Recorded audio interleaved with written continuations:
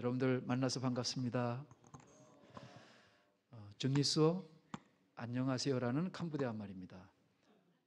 쏨프레아프레tumpo 하나님의 사랑, 하나님의 축복을 드립니다라는 또 캄보디아 말입니다. 저는 캄보디아 간지 지금 5년 차가 됐네요. 5년 차가 됐고 하나님 은혜로 행복하게 인생 후반전을 보내고 있습니다. 잠깐 화면 한번 띄워주시겠어요? 예. 다음 장. 네, 동영상 잠깐 먼저 보고 예수마을을 소개하는 동영상인데요. 예, 한번 보도록 하겠습니다.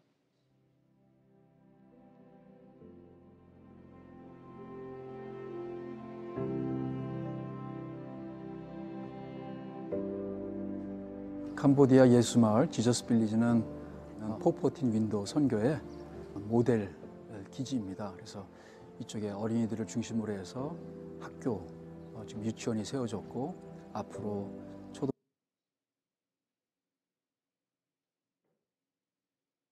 초등학교, 중학교, 고등학교 계속적으로 아이들 자라는 속도에 맞춰서 학교를 준비할 예정이고요.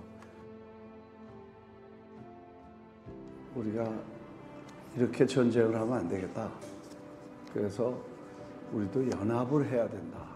그래서 이제 교파, 교회, 단체 다 초월해서 참 하나님의 왕국적 개념, 개인 교회 왕국, 교단 왕국이 아니라 개인 왕국이 아니라 하나님의 왕국적 개념을 가지고 이걸 한번 연합을 해보자.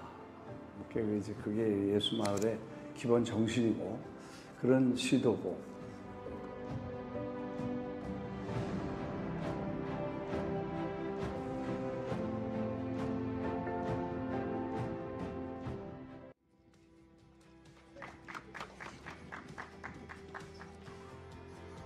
보니까 놀 데가 없더라고요. 흙에서 놀고 아니면 뭐 맨발로 걸어 다니면서 하는 그런 상황이어서 정말 이걸 하기를 참 잘했다 하는 생각이 나중에 들었습니다. 네, 정말 생각했던 것보다 제가 계획했던 것보다 어린이들이 너무나 즐겁게 놀고 즐겁게 이걸 타기 위해서 한두 시간 전에 미리서 와서 이걸 놀고 그 다음에 공부를 하고 그만큼 아이들 마음에 이런 놀이터를 원하지 않았었나.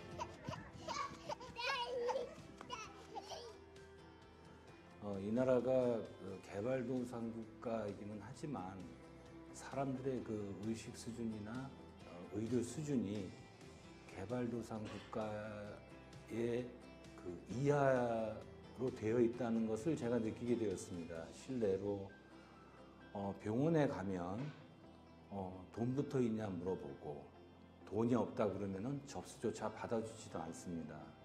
두 번째, 굉장히 각 사람마다 오래된 질병을 갖고 있는데 그 다음에 심지어는 이제 아이들이 5살, 6살밖에 안 됐는데 역류성 식도염이라든가 만성 위염 증세를 안고 살아가고 있습니다. 앞으로 장기적인 계획으로 무조건적인 의료봉사를 할 것이 아니라 하나님의 말씀을 전하고 하나님께서 치유해 주신다는 것을 그 사람들에게 가르쳐주고 또 하나 이 사람들의 무지함을 깨우치는 것이 가장 큰 목적이라고 생각합니다.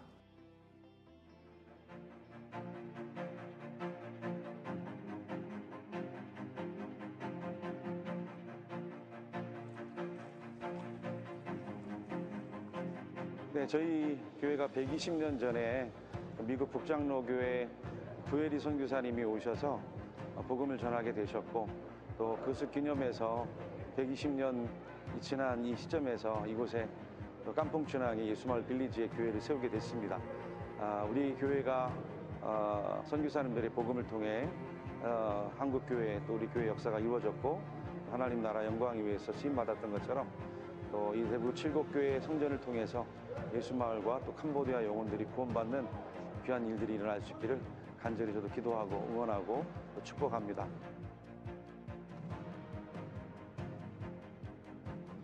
우리 모든 성도님들이 마음에 감격을 느꼈어요. 그래서 하나님의 영광이 이 성전에 있을 것이고 하나님의 눈이 이 성전에 늘 계시기 때문에 저희들은 이 성전을 늘 감격하며 생각하면서 캄보디아와 예수 마을에 이 영혼 구원을 불모지어서 많은 영혼이 구원될 수 있도록 저희들은 늘 기도하고 있습니다. 이 교회도 이 지역뿐만 아니라 이 캄보디아 이 일대의 아시아 지역이 가장 이 주님의 나라가 확장되기를 간절히 하나님께 기원하고 기도드리는 마음입니다. 하나님 나라에 저희 메타홈 회사가 쓰임받을 수 있게 돼서 너무나 감사드리고 앞으로 더 많은 하나님 나라에 메타홈이 쓰여지길 기원합니다.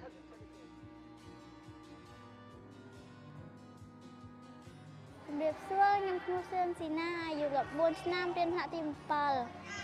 Hai pe nhà tật lang kê mà thoại công pra Giêsu.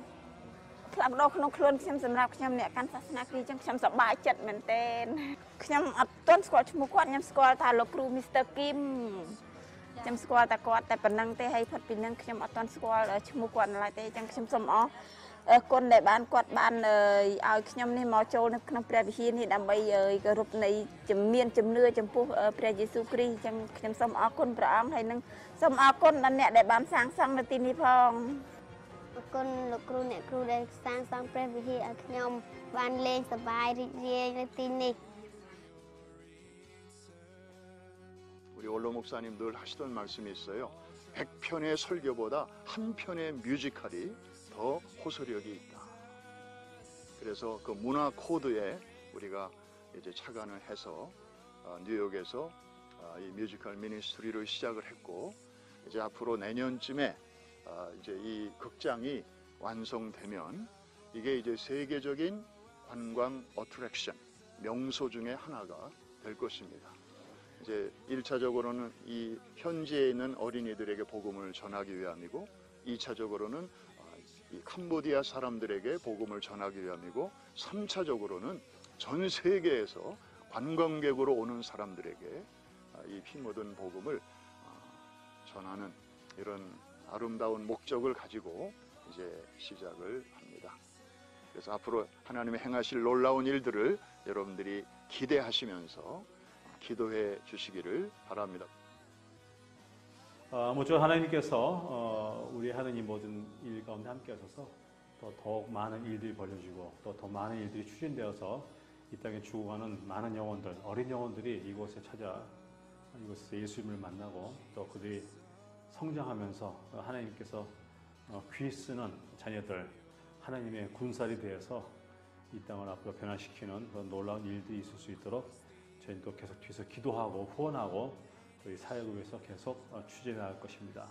무엇보다 이게 아무것도 없는 땅에서 정말 하나님의 역사하심으로 기적 같은 일들이 이제 이 땅 가운데 되게 많이 일어나고 있어요. 그리고 앞으로 이 땅 가운데 하나님께서 역사하실 많은 일들 기대하고 또 저뿐만 아니라 많은 젊은이들이 젊은 세대가 이 땅 가운데 같이 기도하고 또 이 땅을 품으며 나아갈 때 하나님께서 원하시는 하나님의 나라가 이 땅을 통해서 일어날 것을 믿습니다.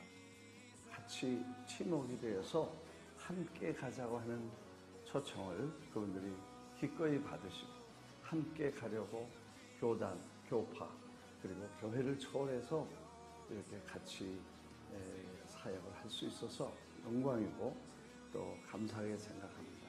그 일을 위해서 수고하신 여러 교회들 또 앞으로도 그 교회들이 이걸 통해서 오히려 애들과 젊은이들과 노인들이 와서 여기서 불이 붙어가지고 교회들로 들어가서 교회가 새로워지는 그런 놀라운 축복이 함께 하게 되기를 바랍니다. 그렇게 될 줄 믿습니다. 포포틴 윈도우 선교회가 집중하고 있는 것이 바로 어린이 선교입니다. 그 어린이 선교의 무궁한 가능성 있는 곳이 바로 캄보디아예요. 그래서 이곳에 지저스 빌리지가 세워진 거고 그리고 이 땅에 어린이들을 복음화시키기 위해서 기도하면서 눈물을 흘리면서 어린이에게 복음을 전하고 있습니다. 이 어린이들이 잘 예수 믿고 자라면은 나라와 민족을 변화시킬 뿐만 아니라 전 세계 방방곡곡으로 복음을 들고 나가는 선교사들이 될 겁니다. 우리나라가 그랬던 것처럼 가난해서 구원받던 나라에서 이제는 남을 도와주고 구제하는 나라가 된 유일한 나라인데, 아마 캄보디아가 대한민국처럼 그렇게 복음을 들고 가난한 사람들을 도와주며 예수 그리스도의 사랑을 증거하는 그런 나라 될 수 있도록, 그리고 예수 마을이 그 역할을 잘 감당할 수 있도록 기도해 주시기 바랍니다.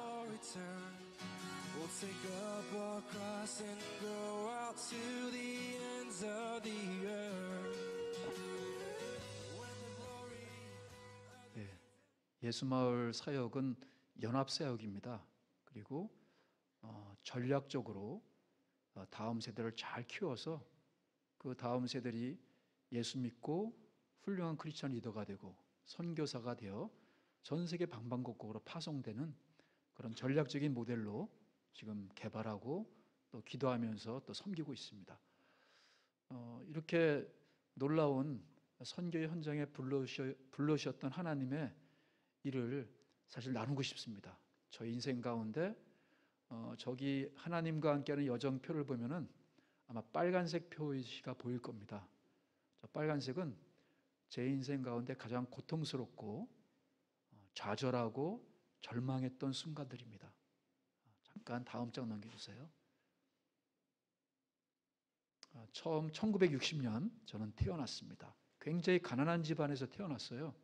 저희 아버님은 이북에서 내려오신 분이세요. 이북에서 이미 결혼하셨고 아들이 둘이 있었어요. 장기 출장으로 서울 내려오셨다가 38선이 갈라지시면서 이렇게 이산 가족이 되신 분이시죠. 도저히 가족들을 만날 수 없으니까 13살 미만의 저희 어머님과 결혼하셔서 낳게 된 아들이 바로 저였습니다. 아버님이 46살 때 저를 낳게 되셨어요. 어렸을 때 기억을 보면은 늘 가난했던 기억밖에 없는 것 같아요. 그리고 아버님 참 좋으신 분이었지만 그 마음속에 한이 있으셨던 것 같아요. 그래서 술을 마시면 그 분노가 가정에 폭발을 합니다.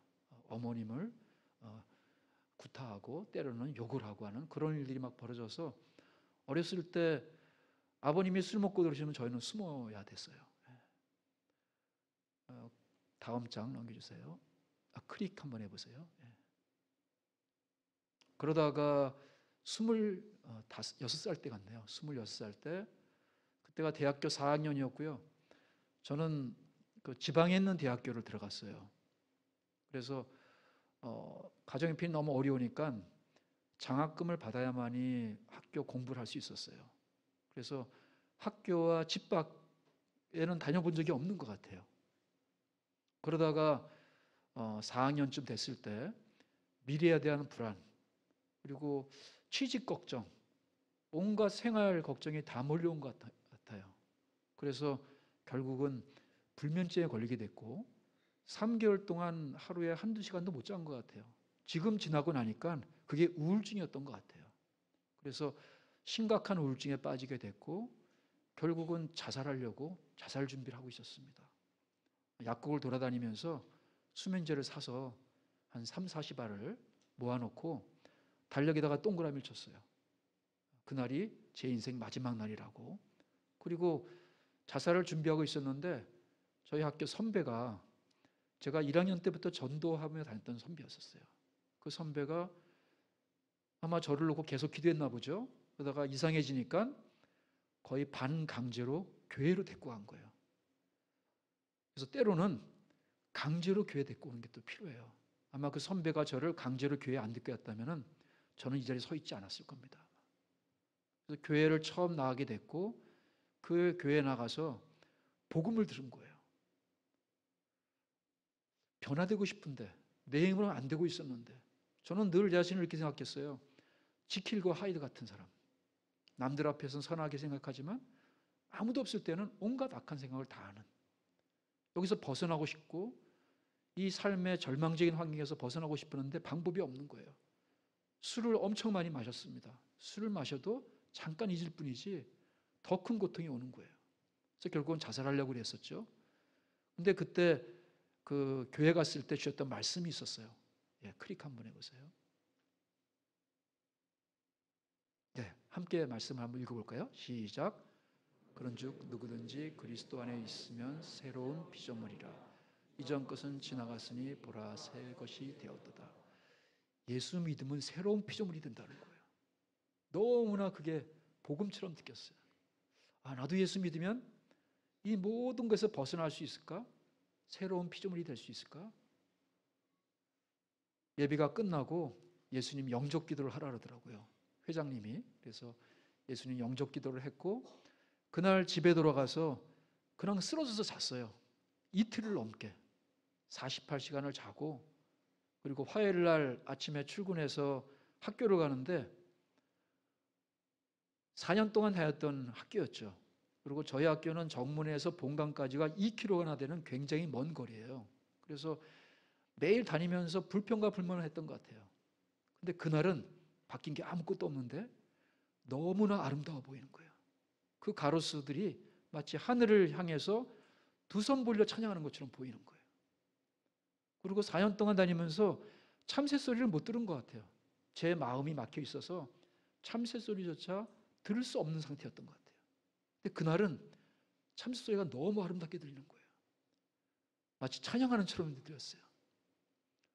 결국 그 사건 이후로 저는 자살을 포기하고 열심히 주일날마다 주일을 기다리면서 일주일을 보냈던 것 같습니다.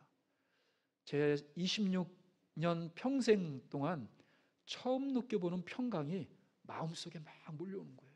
여전히 가난하고 여전히 미래에 대해서 불안하고 아무 대책도 없었지만 이유도 알 수 없는 평안이 마음속에 가득 찼어요.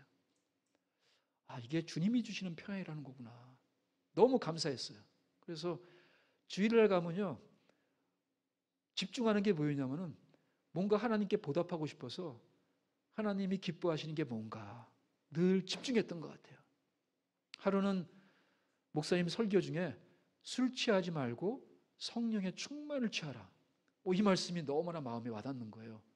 제가 술을 너무 많이 마셨기 때문에. 그래서 하나님, 그날 그냥 예배 시간에 서원을 했어요. 초신자라 막 겁없이 서원한 거죠. 하나님, 저 목숨 걸고 술을 끊겠습니다. 이렇게 서원을 한 거예요. 그리고 또 몇 주 뒤에 목사님 설교 중에 하나님이 기뻐하시는 게 있다는 거예요. 그러면서 목사님이 이렇게 설명하셨어요.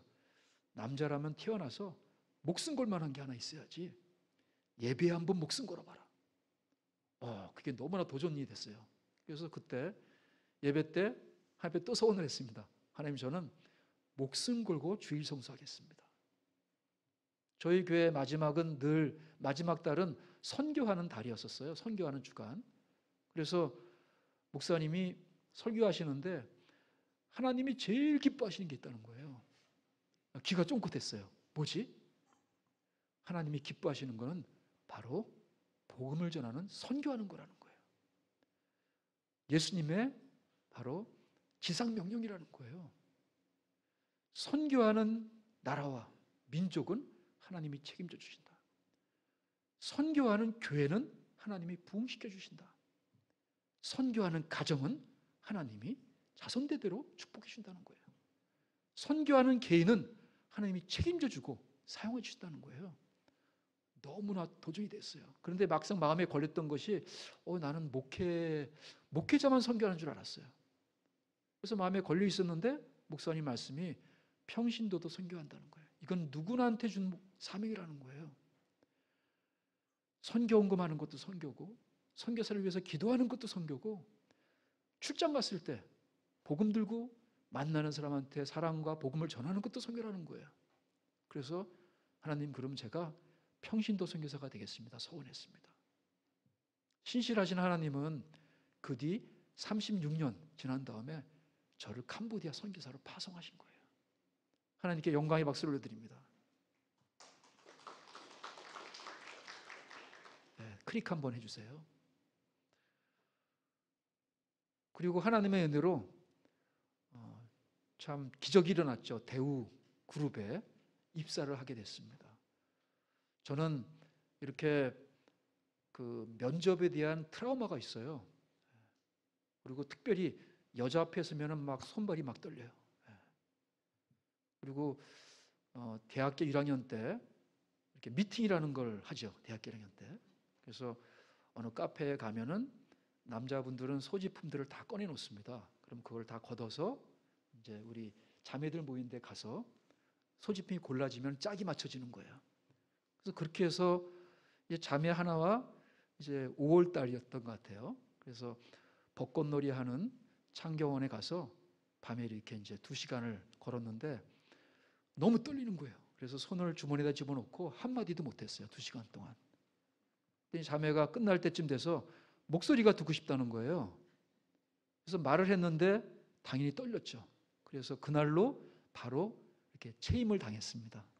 그게 이제 엄청난 상처가 됐어요. 그래서 대학교 4년 동안 한 번도 미팅을 더 이상 안 했고, 여자 만나는 거는 금했고, 저는 그런 것 때문에 그 어떤 면접을 하고 또는 만나는 거에 대해서 두려움이 있었어요.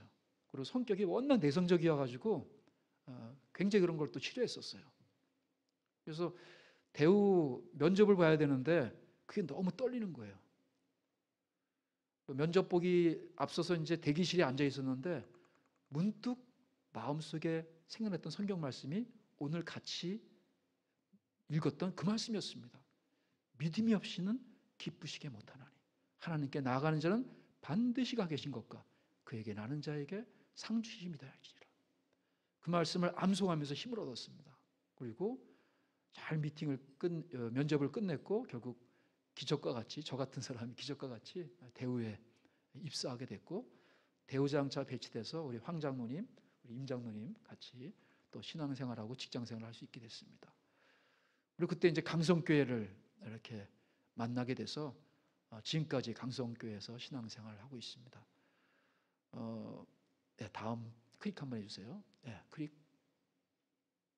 네, 이건 아까 읽었죠. 넘어가겠습니다. 다시 한번 또 클릭해 주세요.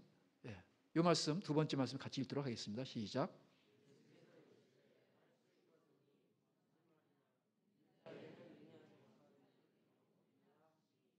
이 말씀을 믿습니까? 네. 믿음이 없이는 기쁘시게 못하나니. 하나님이 제일 기뻐하시는 게 믿음 같아요. 그리고 믿는 자에게는 능치 못할 일이 없습니다. 특별히 저를 돌아볼 때 이 말씀이 그대로 응답된 것 같아요. 저같이 내성적이고 소극적인 사람이 대기업에 들어갈 수 있는 것도 기적이었었어요. 대기업에서 그냥 저는요, 직장 들어갔을 때 우리 목사님이 집에 신방을 왔어요. 저희 결혼했을 때 신방에 와서 하신 말씀이 있었어요. 비전이 뭐냐고. 그때는 비전이란 단어도 좀 이렇게 희귀한 단어였습니다. 그래서 제가 말을 못하고 머뭇거렸더니 김찬주 씨 꿈이 뭐야? 근데 그때 제가 꿈을 뭐라고 말한지 아세요? 저는 정년퇴임하는 게 꿈입니다. 그렇게 얘기했어요. 제가 내 자신을 봐도 리더가 되는 거는 제 성격도 안 맞는 것 같고 자격도 없고 능력도 안 되는 것 같았어요. 그리고 제가 회사 입사해서 첫 1호, 저희 학교 첫 1호 졸업생이 대우자동차 입사했더라고요. 그래서 그분을 만났더니 그분이 이런 얘기를 하시는 거예요. 직장 잘못 들어왔다고. 우리 학교 출신은 아무리 열심히 해도 최고로 올라갈 수 있는 지위가 차장밖에 안 돼. 그래서 본인이 차장 17년 차라는 거예요. 차장 돼서 17년 동안 진급 못하고 있었던 거예요.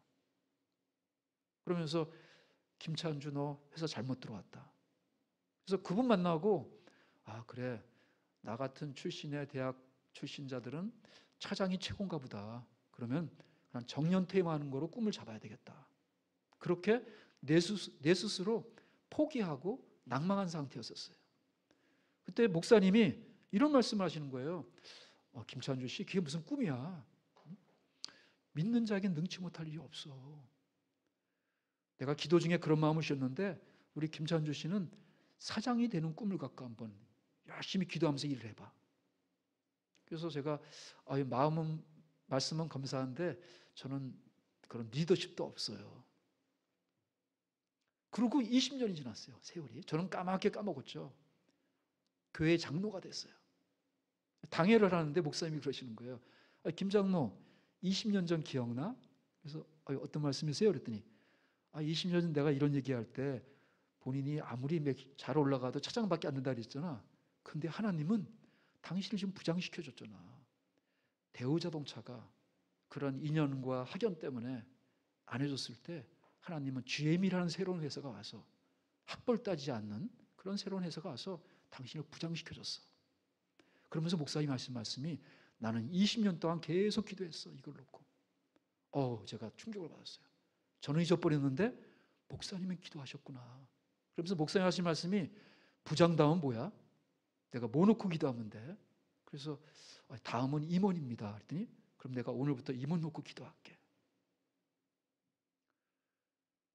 하나님이 이렇게 일을 하시더라고요. 결국은 제가 상무까지 돼서 또 다른 회사 가서 전무까지 돼서 회사를 은퇴할 수 있도록 인도해 주셨습니다.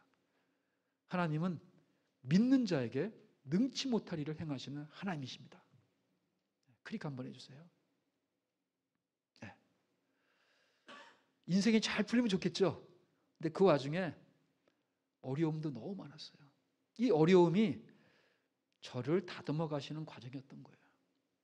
어려움을 당했을 때는 인생이 끝장난 것처럼 보였고 절망과 좌절 속에 빠질 수밖에 없었지만 지나고 나니까 그 어려움이 하나님의 사랑이었고 하나님이 저를 특별히 만들어 가시는 과정이었던 거예요.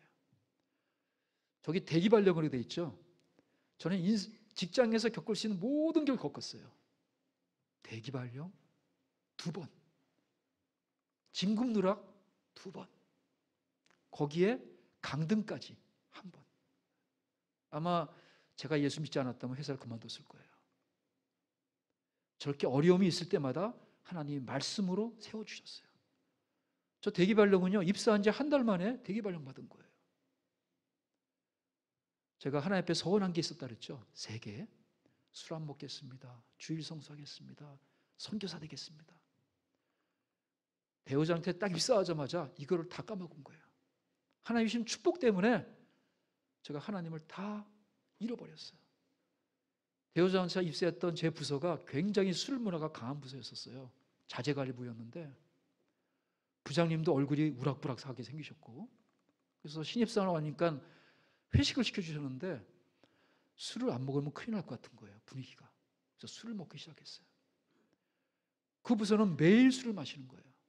한 달 내내 술을 마셨습니다. 결국은 매 주일날 교회도 안 나가게 된 거예요. 하나님은 사랑이 많으셔서 그렇게 하나님을 떠나 살던 저에게 사랑의 매를 드신 거죠.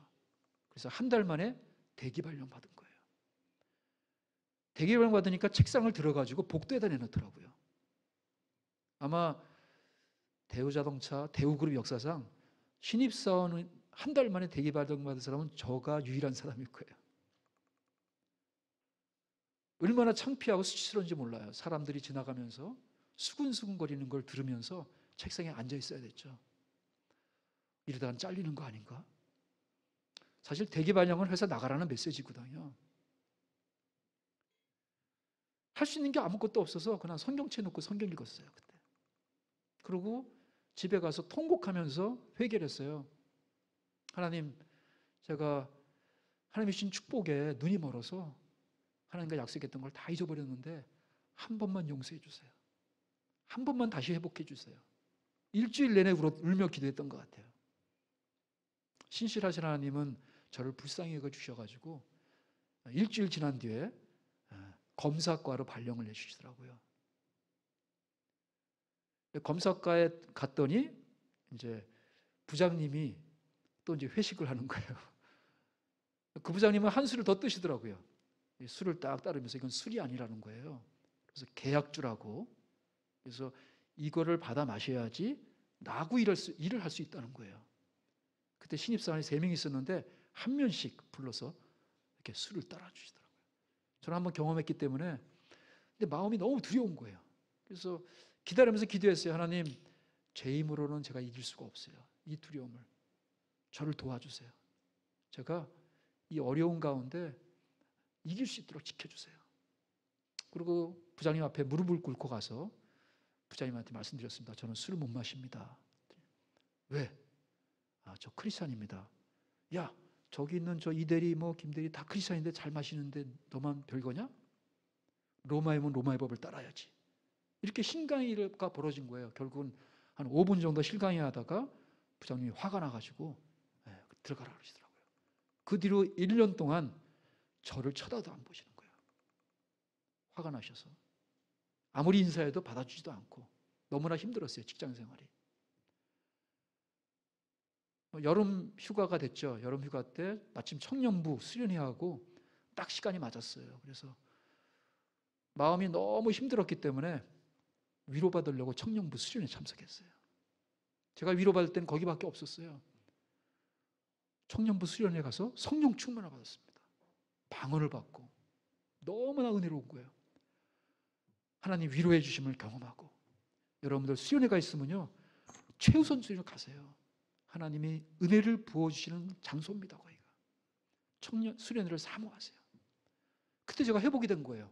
직장에서 받았던 모든 아픔과 고통이 회복이 다 되고, 주일날 월요일날 출근해서 기쁜 마음으로 은혜를 받으니까 하나님이 환경을 바꿔주시더라고요. 때로는 어려움이 우리 인생 가운데 올 수 있죠. 이거를 피하는 것은 방법이 아니에요. 또 다른 어려움이 또 오게 됩니다. 이 어려움은 하나님이 나를 성장시키기 위해서 주신 디딤돌 같은 거예요. 그거를 극복할 때 우리의 신앙이 올라가게 됩니다. 어려움 때문에 하나님께 더 나아갈 수 있죠. 사도 바울은 환난이 내게 유익이다 라고 고백을 했죠. 저는 그런 삶을 살았던 것 같아요. 환난 받을 때마다, 어려울 때마다 하나님이 찾아주셨고 또 말씀으로 위로해 주셨던 것 같아요.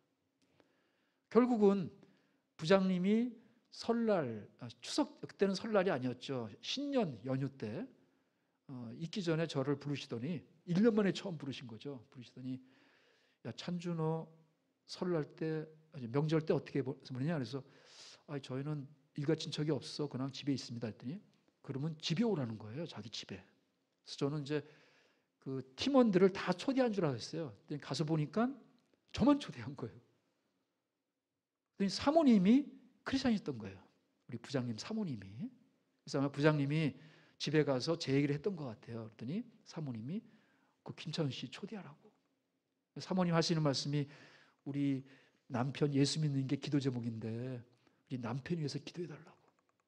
그러면서 직장에서 술 문제가 자연스럽게 극복할 수 있는 계기가 됐던 것 같습니다. 그리고 저런 대기발령의 어려움이 제가 했던 3가지 서원을 회복하는 그런 기회가 됐던 것 같아요. 네, 클릭해 주세요.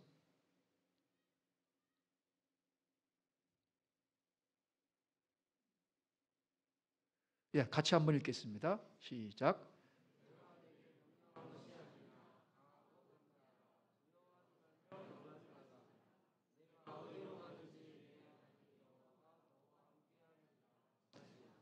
아멘.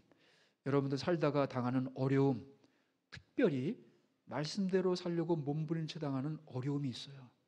반드시 있습니다. 그때 두려워하지 마세요. 담대하세요. 왜냐하면 말씀 붙들고 말씀대로 살려고 몸부림칠 때 누가 함께 하신다고요? 하나님이 여러분 편이 되셔서 함께 하십니다. 잠시의 어려움이 있을지라도 최후 승리는 반드시 하나님이 이루어 주십니다. 다음 장. 예. 저는 결혼 못할 줄 알았거든요. 제 성격상. 그래서 결혼을 포기했어요. 근데 대우자동차라는 지금은 이미 파산해서 없어졌지만 그 당시에는 굉장히 젊은이들이 가고 싶어하는 회사 중에 하나였었어요. 황금으로 된 그 대우 배지를 양복에 딱 차고 다니는 게 아주 큰 프라이드였었어요. 좋은 회사를 들어갔으니까 당연히 부모님, 그 당시 아버님이 76세, 어머님이 64세였어요. 독자니까 당연히 결혼 얘기하시죠. 야 빨리 누구 사귀는 여자 없냐? 데리고 와라. 사귀는 여자가 없죠. 그리고 계속 안 되니까 이제 맞선을 막 주선하시는 거예요, 어머님이. 그래서 맞선 본다 그러면 저는 회사 출근해 버리는 거예요. 만나는 게 두려워서.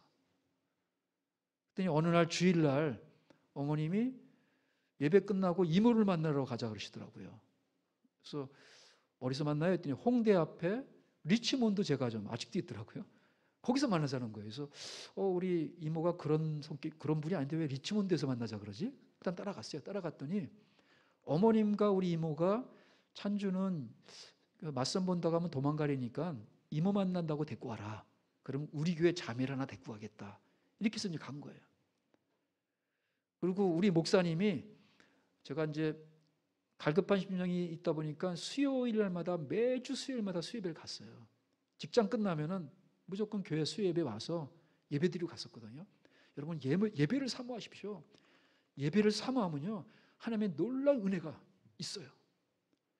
어느 날 수예배 왔는데 목사님이, 저는 중간에 들어왔죠. 그러니까 앞에 설교는 기억을 못 하는데 뒤에 이런 말씀을 하시는 거예요. 인생의 중요한 결정이 두 가지가 있다는 거예요. 하나는 직업을 구하는 것과 하나는 배우자를 구하는 거라는 거예요. 직업은 잘못 구하면 바꿀 수 있죠. 근데 배우자는 잘못 구하면 바꿀 수가 없어요. 그래서 배우자를 놓고 기도하라는 거예요. 그리고 배우자를 놓고 기도하는 거는 하나님이 반드시 응답하신다는 거예요. 근데 구체적으로 기도하라는 거예요. 배우자를 놓고. 제가 되게 큰 감동을 받았어요.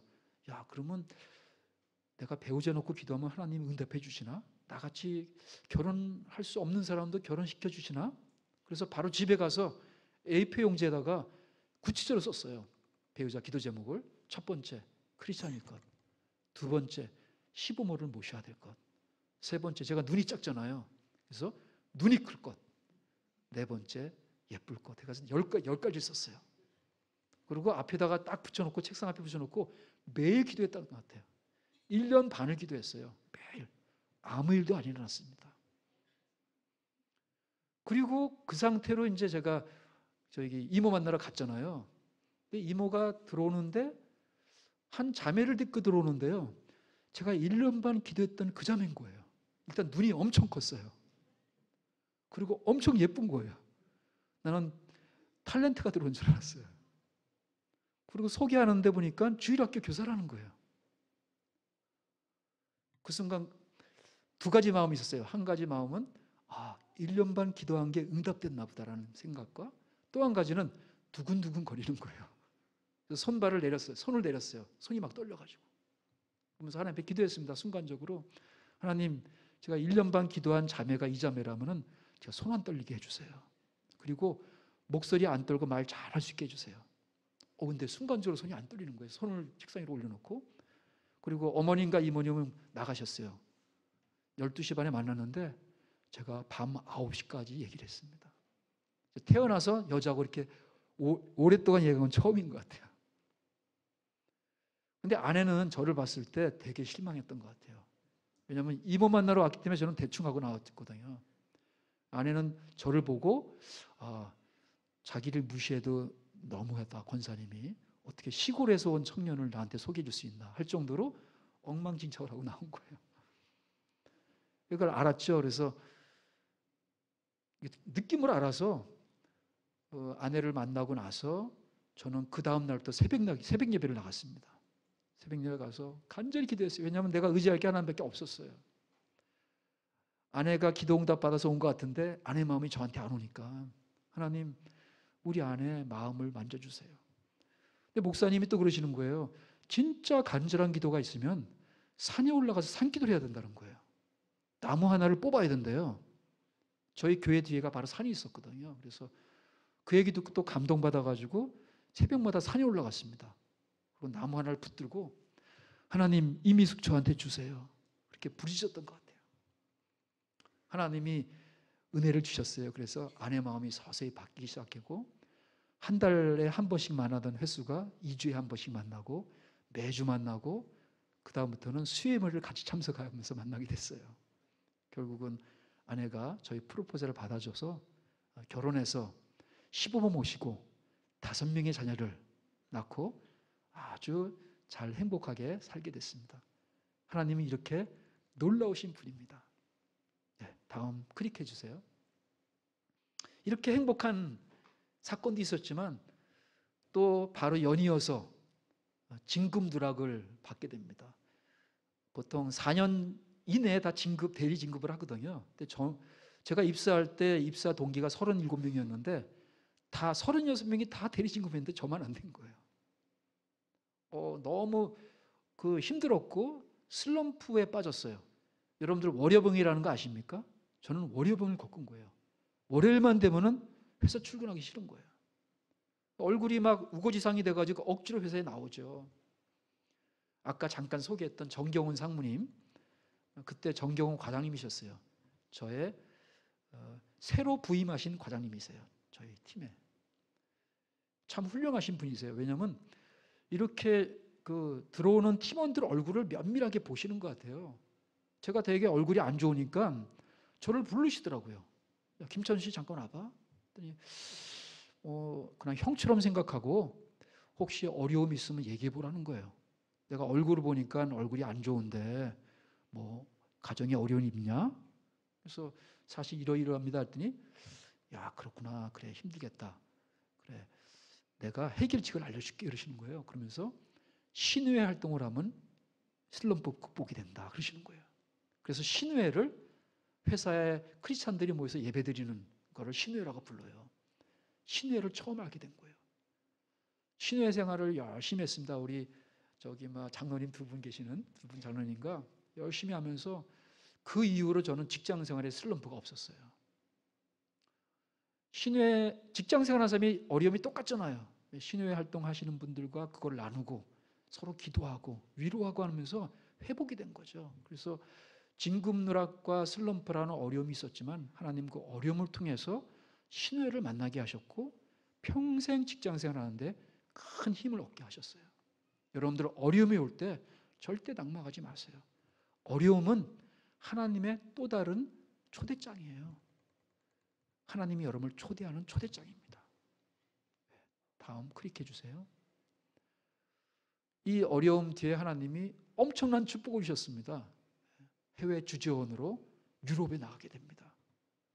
저희 아이들은 저쪽에 생활 6년을 했는데 저희가 제2고향이라고 할 정도로 너무 좋았어요.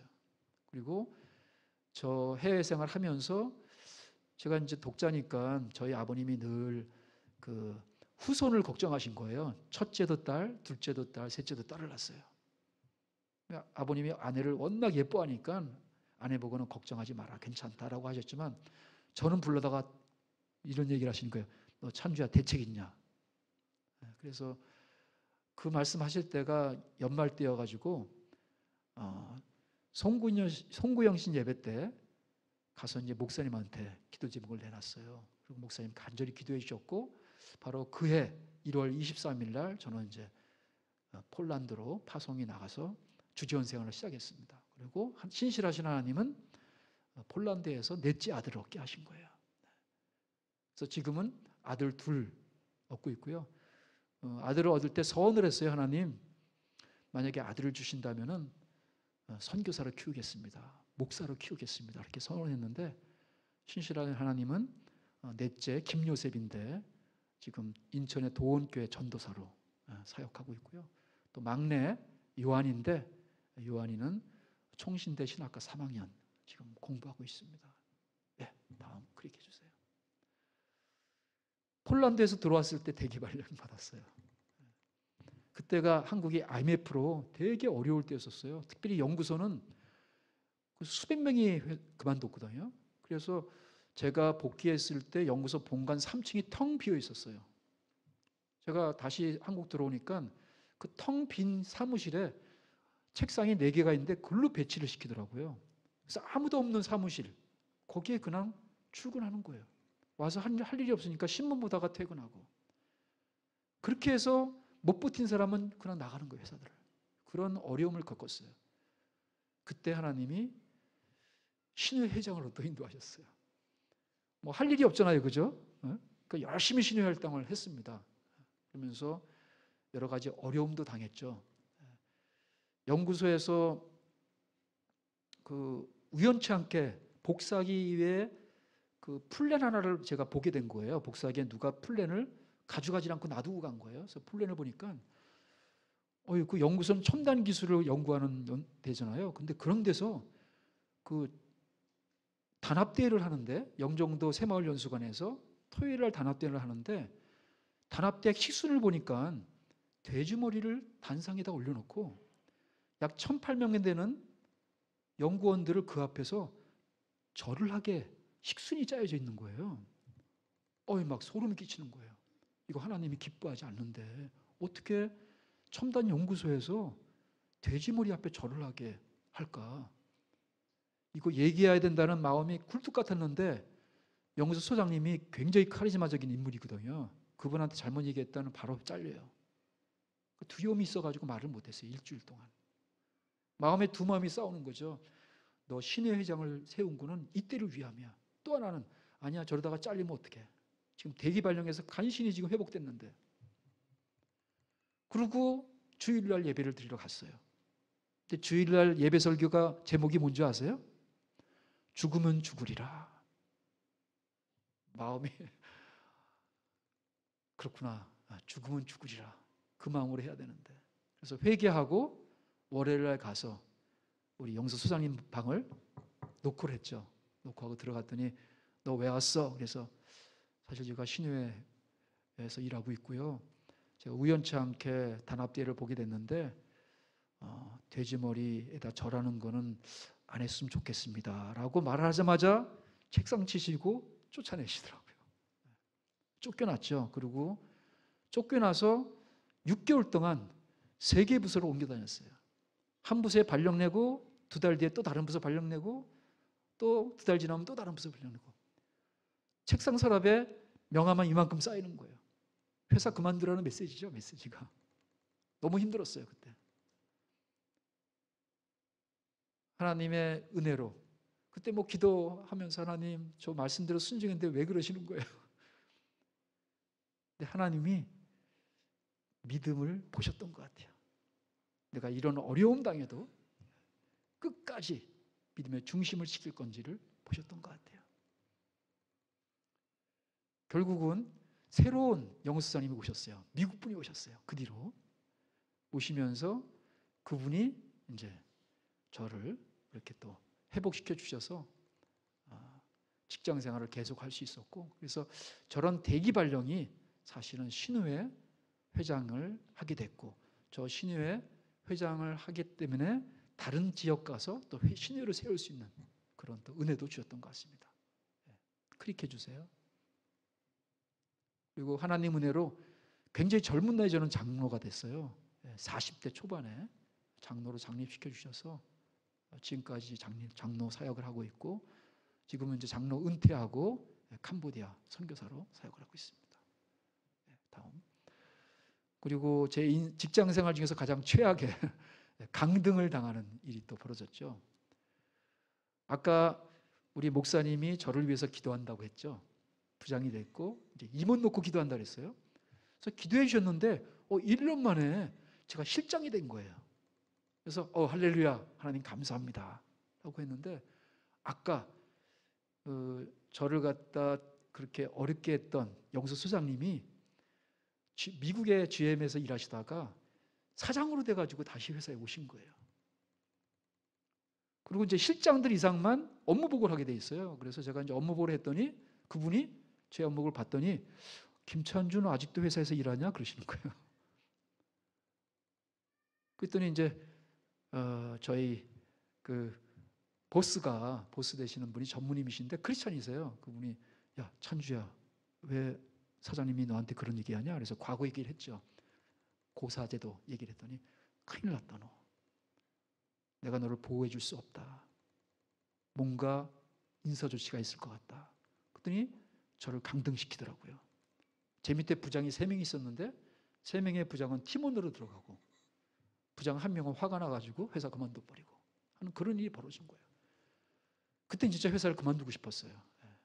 그런데 딸린 자손이 자녀가 5명이라 그만둘 수도 없는 거예요. 점심 먹으러 가는 것도 싫었어요. 그리고 사람들 보는 것도 싫은 거예요. 창피해서. 아내한테 얘기도 안 했습니다. 강등당한 거를. 남들보다 1시간 일찍 출근하고 남들보다 1시간 늦게 퇴근했어요. 하루는 점심시간인데 식사하기도 싫고 그래서 그냥 의자에 앉아 있었어요. 그날이 수요일이었었어요. 우리 신회는 매일 수요일 점심시간에 예배를 드리거든요. 마음속에 두 마음이 막 싸우는 거예요. 한 마음은 그래도 예배 드려야지. 예배에 목숨 걸었다 했잖아. 또 한 마음은 아니야, 나 너무 힘들어. 예배 드릴 힘도 없어. 이런 마음 예배 드릴 수 없어. 이 두 마음이 막 싸움하고 있는 거예요. 한 10분 지났을 때 그래, 그래도 예배 드려야 되겠다. 그래서 이제 신회 예배당으로 갔어요. 한국 GM은요 너무 감사한 게 회사 안에 예배당이 있어요. 지하 반공으로 쓰던 그곳을 예배당으로 바꿔가지고 예배를 매 수요일마다 드립니다. 문을 조용히 열고 들어갔는데 목사님이 설교 중간인데 이런 얘기를 하시는 거예요. 여기 예배드리러 오신 분 중에서 진짜 어렵고 힘든데, 진짜 발걸음이 무거울 텐데, 그런데도 불구하고 예배드리러 오신 분이 있다는 거예요. 하나님이 그분의 예배를 받아주셨다는 거예요. 나 얼마나 감사한지. 하나님이 내 마음 알고 있구나. 나의 어려운 형편을 알고 계시는구나. 그거 하나만으로 위로가 되는 거예요. 하나님이 나를 알고 계시는구나. 내가 이렇게 어렵고 힘든데 하나님이 다 보고 계셨구나. 그래서 들어올 때는 무거운 마음으로 들어왔지만요, 예배 끝나고 나갈 때는 너무 기쁜 마음으로 나간 거예요. 그리고 나서 이제 매일매일 출근하는데 그런 마음을 주시는 거예요. 마음속에. 야, 왜 사장님을 미워하니? 원수도 사랑하라 그랬는데 왜 미워하니? 그건 내 솔직한 마음이었거든요. 미워했어요, 그분을. 그래서 제가 그렇게 기도했어요. 하나님, 저 그분 사랑할 수 없어요. 만약에 내가 사랑한다고 하면 그건 거짓말이에요. 그리고 머릿속에 스쳐지는 생각이 축복하라는 거예요. 축복하는 거는 머리에다가 물 올리는 것 같다 그랬죠? 숯불 올리는 것 같다는 거예요. 그래서 하나님, 제가 사랑할 수 없지만 그분을 위해서 축복 기도를 하겠습니다. 그래서 아침에 출근하면요, 첫 번째 하는 일이 우리 사장님에서 축복하는 거였었어요.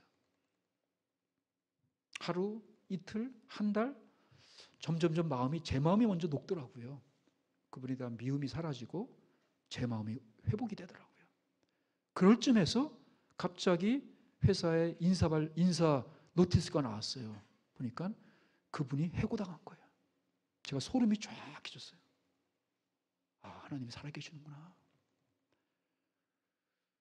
제가 너무 힘들었거든요. 그분 밑에서 회의에 초대받아서 가면은 그냥 공개적으로 막 저를 인신 모욕을 하고 막 그랬어요. 그런 어려움을 당했기 때문에, 그리고 새로 오신 분이 저를 부장해서 상무로 승진시켜 주셨어요. 새로 오신 사장님이. 예배에 목숨 거는 게 얼마나 소중한지 모릅니다. 여러분, 아무리 힘들어도, 아무리 어려워도 예배에 목숨 걸고 한번 와보세요.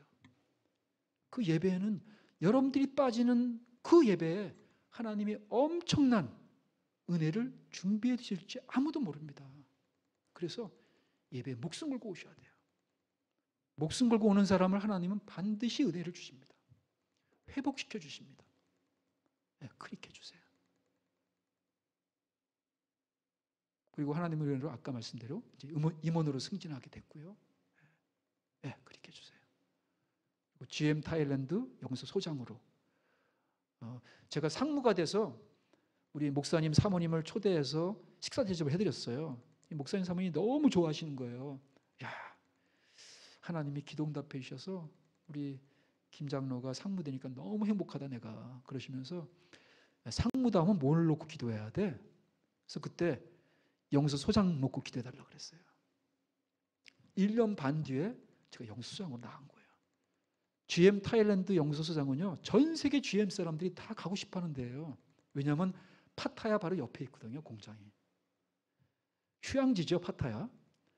그래서 저기 주재원으로 나가면요, 수영장이 딸린 대저택에 살면서 월급 받아가면서 일을 할 수 있어요.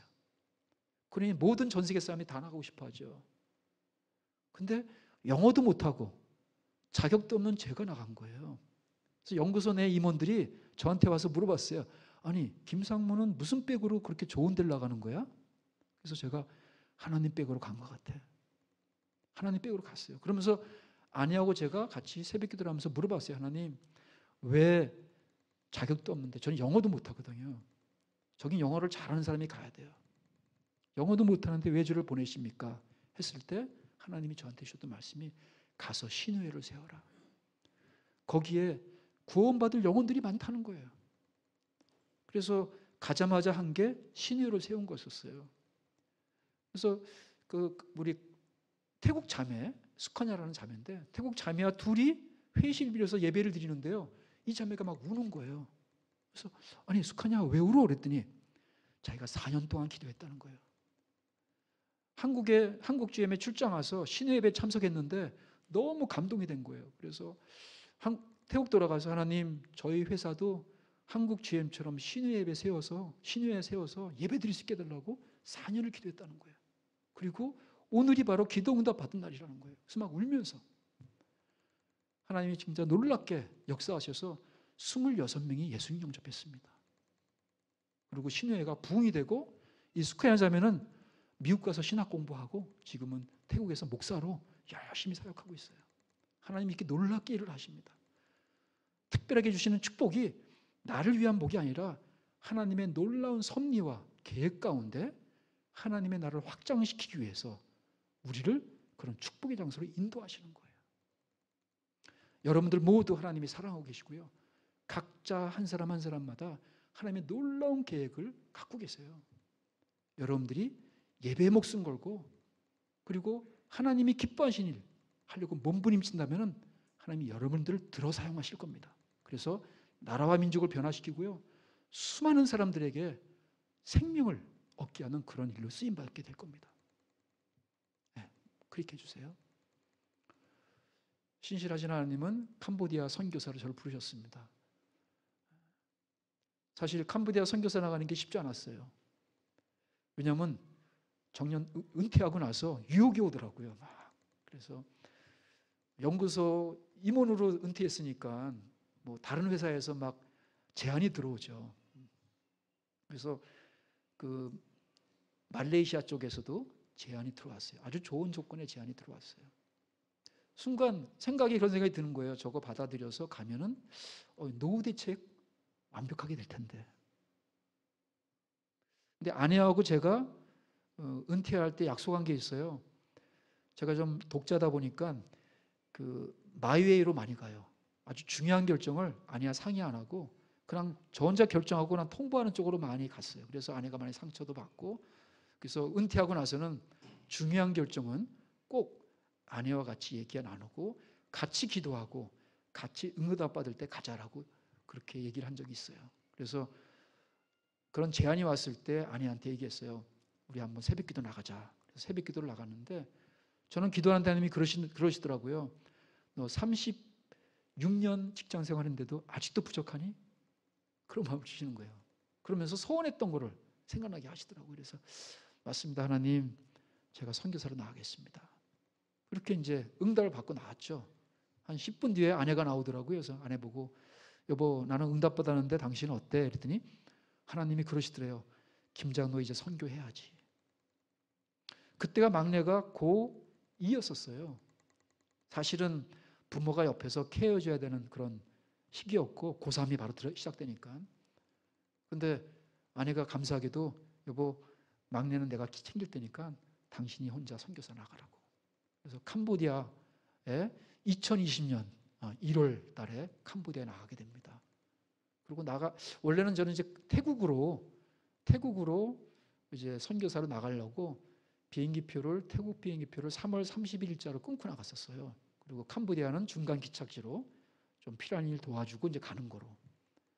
근데 그 태국 가기 일주일 전에 그 코비드로 인해서 록다운이 걸려버렸죠. 방콕 공항이. 그래서 태국에 머물게 됐고, 태국에 있으면서 하나님 제가 어떻게 할까요? 기도하는 와중에 하나님이 태국이 너희 사역지다라는 마음을 주셨고, 그리고 뉴욕에 있는 프라미스 교회 통해서 아까 김남수 목사님 나오셨던 그분을 통해서 30만 평 땅을 지저스 빌리지로 개발하는 일을 좀 맡아달라. 그래서 지금까지 그 일을 맡고 있습니다. 지내온 하나님과 함께 여정을 보면은 어려움도 많았지만 그 어려움이 전부 다 축복이었습니다. 사실은 저를 다듬어 가시는 과정이었고 선교사가 될 수 있도록 아주 세밀하게 빚어가시는 과정인 것 같습니다. 여러분들 혹시 어려움에 빠진 분들 계십니까? 하나님이 여러분들을 친히 다듬어가고 계시는 거예요. 열심히 공동체 생활을 하시면서 그 어려움을 나누고 그 다음에 예배 그리고 하나님께 집중한다면 그 어려움이 여러분들을 가장 멋진 작품으로 최고의 작품으로 만드는 과정이 될 겁니다. 그렇게 해주세요. 제가 평생 65살인데 65년 살면서 느꼈던 핵심 가치가 있어요. 아까 우리 정경훈 교수님, 저 인생 평생 멘토입니다. 교수님이 제가 은퇴할 때 선물로 책을 사주셨어요. 오늘도 또 책을 한 권 들고 오셨어요. 그래서 늘 책으로 저를 어드바이스 해주시는 분인데, 그 은퇴했을 때 주셨던 책이 하프타임이라는 책이에요. 인생 후반전. 제가 읽으면서 너무 감동을 받았어요. 그 책을 읽으면서 인생의 가장 중요한 게 뭘까를 고르는 그런 일이 있어요. 그 책 안에 보면은. 그래서 포스트잇에다가 제가 한 30, 40개 쓴 것 같아요. 그거를 절반으로 줄이고 또 절반으로 줄이고 10개로 줄이고 5개로 줄이고 그 다음에 마지막 한 개를 고르는 거거든요. 굉장히 어렵더라고요. 30, 40개에서 줄이는 건 아주 쉬워요. 근데 5개에서 한 개 고르는 건 진짜 힘들어요. 왜냐하면 나머지를 포기해야 되기 때문에. 그래서 고민하다가 선택한 게 오직 예수였었어요. 인생 후반전, 그래, 예수만 바라보고 살자. 그리고 중요한 게 오직 말씀. 수없이 당했던 수많은 환난 가운데 제가 흔들리지 않고 지탱할 수 있었던 것은 하나님이셨던 말씀이에요. 말씀을 매일 묵상하기 바랍니다. 말씀을 외우세요. 그럼 그 말씀이 여러분들한테 힘이 될 거고요. 진동하는 세상 가운데 흔들리지 않게 할 거예요. 그리고 오직 믿음. 믿음이 없이는 기쁘시게 못하나니. 믿는 자에게는 능치 못할 일이 없다 그랬잖아요. 하나님이 기뻐하시는 게 믿음이거든요. 이거는 자신과의 싸움이에요. 믿는 대로 되는 거거든요. 수도 없이 많은 불신과 그런 것들이 마음속에 막 일어나잖아요. 끊임없이 내 자신을 십자가에 못 박아야 돼요. 내가 그리스도와 함께 십자가에 못 박혔나니 이제는 내가 사는 것이 아니라 내 안에 그리스도께서 사신 것이라. 끊임없는 자기와 싸움이에요. 그리고 제일 중요한 게요. 믿음이 깊어졌을 때, 믿음이 좋아졌을 때 오직 은혜를 잃어버리면요. 영적인 교만에 빠집니다. 저게 제일 무서워요. 선교지 가서도요. 선교사님들이 오직 은혜를 잊어버리면서 자기 왕국을 만드는 선교사들도 많이 봤어요. 하나님의 왕국이 돼야 되거든요. 이게 나의 왕국인지 하나님의 왕국인지 뭐로 보면 알 수 있냐면요. 어려움이 겪을 때 금방 드러나요. 코비드가 뻥 터졌을 때 캄보디아에 500개 교회가 문을 닫았어요. 왜냐하면 선교사가 어려우니까 한국에 돌아갔거든요. 그분들이 세웠던 500교회가 무너진 거예요, 다. 그러면 그게 뭐죠? 선교사의 왕국이었던 교회예요, 교회가. 하나님 왕국이 아니었고. 그래서 오직 은혜, 이걸 놓치는 순간 영적 교만에 빠집니다. 마지막은 인생의 목적이죠. 오직 하나님께 영광. 우리 사랑하는 우리 청년부 모든 분들이 이 5가지 핵심 가치로 여러분들 매일매일 살 수 있는 그런 복된 삶이 되길 예수님 이름으로 기도합니다. 다음 마지막 클릭. 예수마을 잠깐 소개하고 끝내도록 하겠습니다. 예수마을은 지금까지 굉장히 많은 선교를 했죠. 한국이. 그러면서 코비드가 터지면서 한국 선교 방식에 대해서 심각한 이제 반성이 일어나게 된 거예요. 열심히 하지만 열심히 하는 것과는 부족한 거죠. 좀 더 전략적으로 해야 돼요. 선교지 가면요. 경쟁적으로 선교를 해요. 교회 세운 데에 또 교회가 세워지고 학교 세운 데에 또 학교가 세워지고 그래서 어쩔 수 없이 경쟁할 수밖에 없는 그런 때가 되더라고요. 전략적이지 않으니까. 그런데요. 저희 캄보디아는 무슬림이 들어왔거든요. 우리 기독교는 들어온 지 101년이 됐는데 0.24%예요. 무슬림이 들어온 지 얼마 안 됐는데 거기는 1% 넘어가 버렸어요. 보니까 무슬림은 철저히 전략적이에요. 그래서 5번 국도라는 국도 주변으로 해서 모든 리소스를 집중합니다. 모스크를 세우고 모스크 세우면 바로 옆에 학교 세우고 이런 식으로 한 단계 한 단계 점령해 가는 거예요. 전략적으로. 그래서 생명력이 없는 모스크도 전략적으로 하는데 사람을 살리고 생명이 있는 기독교 당연히 전략적이 돼야 되죠. 그래서 이 예수마을은 전략적으로 선교하는 모델입니다. 선교, 문화, 일자리를 제공해서 다음 세대를 키워서 이 세대들이 하나님 나라를 세워가고 그 나라 민족의 크리스찬 리더십이 되고 그래서 나라를 바꾸고 또 땅끝까지 복음을 전하는 선교사가 파송되는 그런 전략 갖고 하고 있습니다.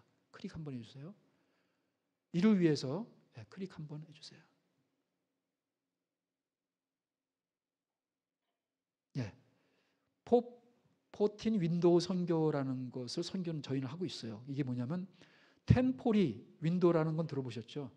미전도 지역들 거기에 집중적으로 복음을 전한다는 건데 440는 미전도 연령이에요. 4살부터 14살 어린이들에게 복음을 전하라.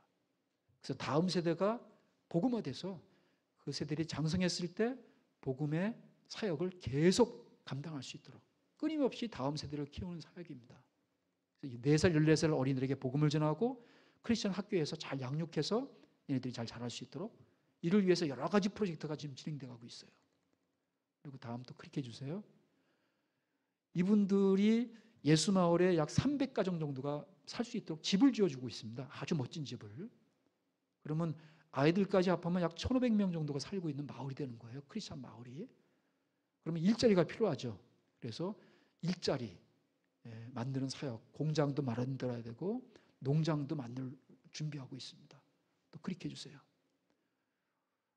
문화사역입니다. 예수마을에 있는 사람들만 이걸 누리는 게 아니라 캄보디아 전역에 있는 사람들이 다 누릴 수 있도록 예수님의 일생을 공연하는 히스라이프 오페라 하우스를 지금 지으려고 하고 있어요. 그래서 캄보디아 전역에 약 200만 명의 학생들이 있어요. 걔네들을 하루에 1,000명씩 초대해서 이분들에게 이 아이들에게 예수님의 일생을 보여주고 끝날 때쯤에서 캄보디아 목사님이 복음 전하고 그래서 예수 영접하게 하고 영접한 아이들은 명단을 다 뽑아가지고 현지 목사님 또는 선교사한테 다 드릴 겁니다. 그래서 그분들을 케어할 수 있도록 그렇게 되면은 한 10년 안에 최소한 200만 명의 60에서 70%는 다 복음을 영접할 거예요.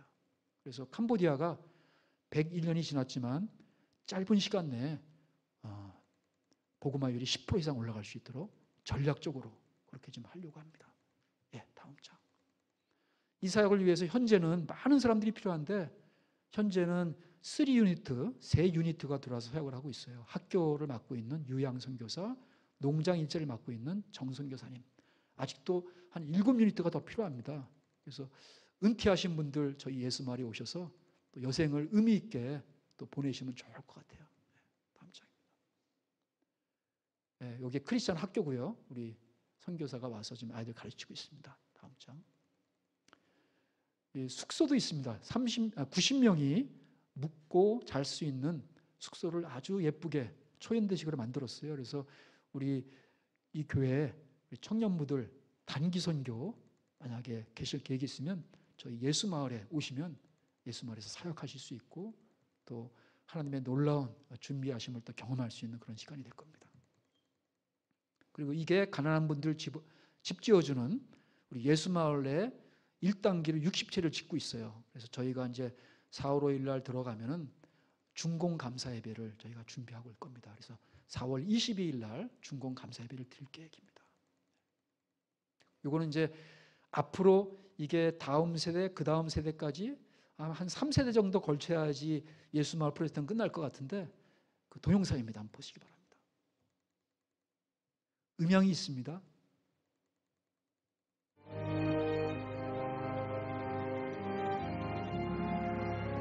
저기 있는 큰 건물은 대학교예요. 대학교도 좀 들어갈 계획이 있고요. 중학교, 초등학교, 고등학교까지 들어가고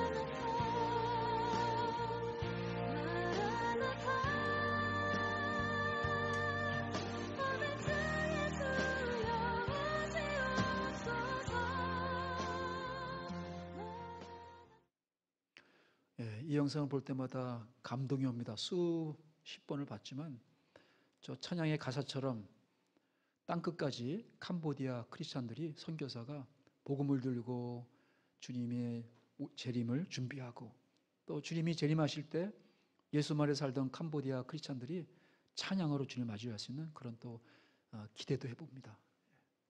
클릭해 주세요. 마지막입니다. 기도 제목입니다. 캄보디아 위해서 기도해 주시기 바랍니다. 제가 캄보디아에 있으면서 놀라운 사실을 발견한 게 굉장히 많은 선교사가 와 있어요. 캄보디아에는. 처음에는 이해를 못했어요. 왜 캄보디아에 이렇게 사람들이 많이 왔지? 1600만 명인데 인구가 선교사가 1600명이에요. 거의 10,000명당 1명꼴로 와 있거든요. 그래서 역사를 공부해 보니까요. 킬링필드 때 굉장히 많은 크리스찬들이 학살당한 거예요. 순교의 피를 흘린 나라입니다. 킬링필드가 있기 전에 폴포트 정권이 들어서는 걸 알고 미국 선교사님들이 공산당이 들어오면 크리스찬 다 죽이니까 태국으로 피난하라고 피난처를 만들어 놨어요. 교통수단도 다 준비해 주셨어요. 근데 캄보디아 크리스찬들이 교회를 버리고 못 떠난다고 남아있다가 그때 3만 명의 크리스찬이 있었는데 27,000명이 학살당해요. 그리고 현지 목사님은 33명이 있었어요. 근데 30명이 학살당합니다. 남아있는 크리스찬들이 지금 캄보디아 복음화를 이룬 거예요. 그 순교의 피를 하나님이 기억하고 계신 거예요. 그래서 많은 선교사를 파송하고 계신 겁니다. 이 하나님의 시선이 모여있는 곳에 여러분들을 초대합니다.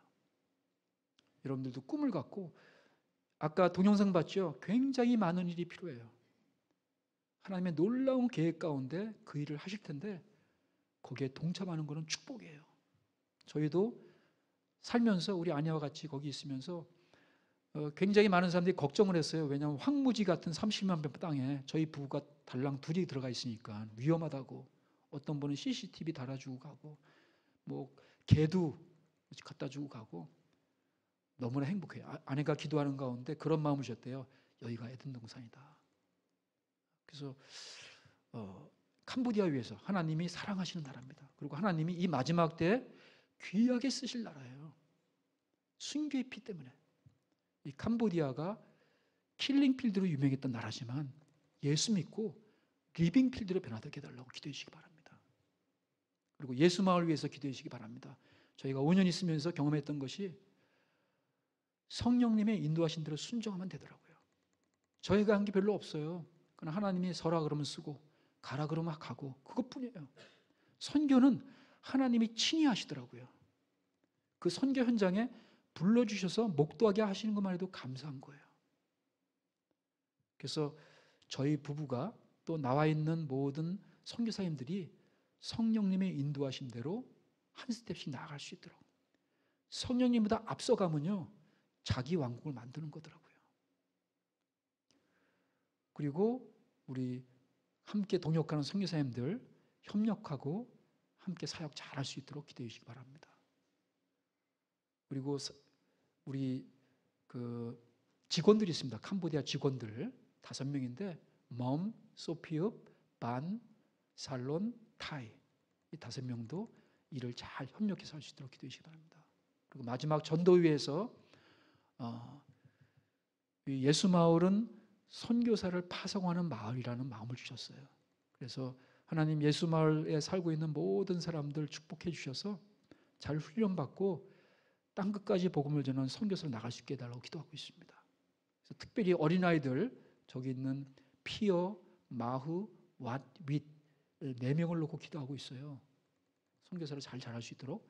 감사하게 인천에 있는 소명교회가 우리 예수 마을에 단기 선교 오셨다가 저 얘기를 듣고 감동을 받으셨는지 저 중에 왓이라는 어린아이 평생 장학금을 지금 결정해 주셔서 저 아이는 지금 장학을 받고 열심히 공부 잘하고 있습니다. 이렇게 후원하는 게 사실은 선교사 양육을 하는 거거든요. 그리고 교회가 부흥될 수 있도록 저희가 아름다운 교회를 세웠는데 그 교회가 가득 찰 수 있도록 또 기도해 주시기 바랍니다. 이 시간 잠깐 합심해서 기도한 다음에 제가 마무리 기도하도록 하겠습니다. 주여 일청하고 같이 기도하도록 하겠습니다. 주여, 아버지 하나님, 이 시간 주님 앞에 간절히 갑니다. 주여 불쌍히 여기셔서 아버지, 이 캄보디아 하나님 100일 전에 아버지 역사가 있고 또 순교의 피가 흐르는 나라인데 아버지, 그 순교의 피를 기억하여 주셔서 이 땅에 하나님의 나라가 확장되게 하시고 수많은 선교사를 양육해서 파송하는 하나님 기뻐하신 나라 될 수 있도록, 그래서 아버지 킬링필드로 유명했던 나라가 이제는 예수 안에 리빙필드로 아버지 변화될 수 있도록 축복해 주시옵소서. 아버지, 주여 예수만을 위해서 기도합니다. 아버지, 성령님의 인도하심대로 한 스텝씩 순종하며 믿음으로 한 걸음 뛰어가는 저희 모두 될 수 있도록 도와주시옵소서. 아버지, 유영만 선교사, 양성원 선교사, 정태민 선교사 축복해 주셔서 협력하여 한마음 한뜻으로 아버지, 주여 이 귀하고 복된 사람 잘 감당할 수 있도록 연합의 은혜를 허락해 주시고, 아버지, 주여 은혜를 건강을 허락해 주시옵소서. 아버지 주님, 전도를 위해서 기도합니다. 아버지, 특별히 아버지 피어 왓윗 아버지 소폰 하나님 축복해 주셔서 잘 자라 선교사로 양육되어 땅 끝까지 복음을 전하는 귀하고 복된 사명, 지상명령 감당하는 귀하고 복된 어린이 될 수 있도록 주여 축복하시고 양육시켜 주시고 아버지 성장시켜 주시옵소서. 아버지, 교회가 부흥되게 도와 주시옵소서. 아버지, 감사하신 하나님 아버지, 오늘 나눴던 말씀 중에서 인간적인 것들이 있다면 다 제거해 주시고 오직 예수만 저희 마음속에 새겨지게 도와 주시옵소서.